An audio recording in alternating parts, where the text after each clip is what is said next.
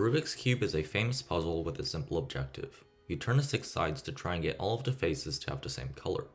However, have you ever thought about why the 6 faces have those distinct colors and why they're arranged in this way?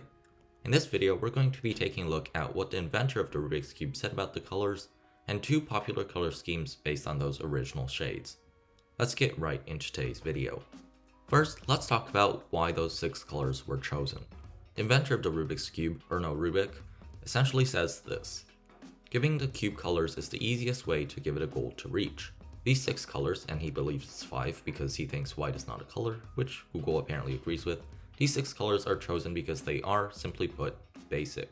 He thinks that everyone knows what red, blue, yellow, green, orange, and white are, which I hope is true. If you want to see, here's the RGB table for all of these colors.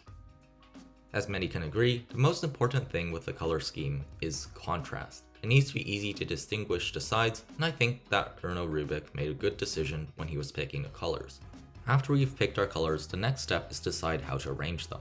When it comes to mass-produced cubes, the so-called Japanese color scheme, one of the 2 most popular color schemes, came first. It looks something like this, with the following color pairs: white to blue, orange to red, and green to yellow.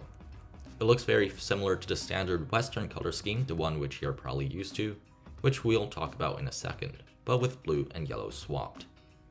I did a little bit digging, and I am actually not too sure where people got the positions for the stickers on this color scheme. However, for all you C-pop users, most use blue cross and white top for easy recognition on the Japanese color scheme. Next came the so-called Western color scheme. It's the color scheme on most mass-produced cubes today and looks something like this with the following color pairs: yellow and white, green and blue, and orange and red. It is also sometimes known as the BOY or blue, orange, yellow color scheme because that's the colors around one of the corners. This scheme was designed with an interesting property in mind. All of the sides are the opposite side plus or minus yellow in CMYK color space. Take a look. Blue plus yellow is green, red plus yellow is orange, and of course white plus yellow is still yellow. Alternatively, if you flip the equations, you get a similar thing, but with subtracting yellow from a side instead of adding it. This gives this color scheme the minus yellow name. Many CFOP users use the Western color scheme to solve with a white or yellow cross, leaving either a white or yellow last layer. So what does the WCA have to say about the arrangement and selection of colors? Well, actually, it says nothing about it. There are 2 regulations that talk indirectly about color schemes though.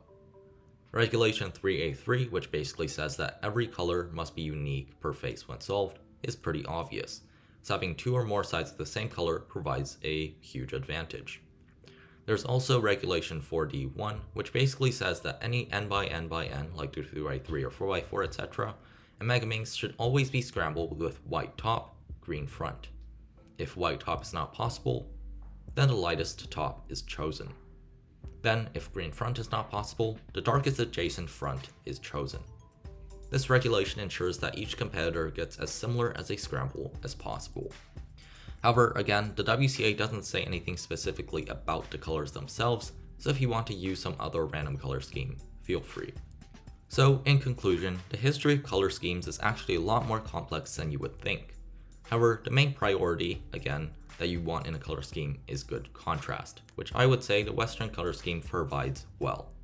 Japanese color scheme is also pretty okay, but with white and yellow adjacent, it is not as good. If you want to, let me know down below in the comment section, if you had a choice for 6 colors on Rubik's Cube, which ones would you choose? Would it be different from the ones we have right now? Or would you like the colors that we have currently? If you guys liked today's video and want to see more like this, make sure to hit that subscribe button because I did spend a lot of time on today's video. And with that, I hope you all enjoyed, and I'll see you guys next time. Goodbye!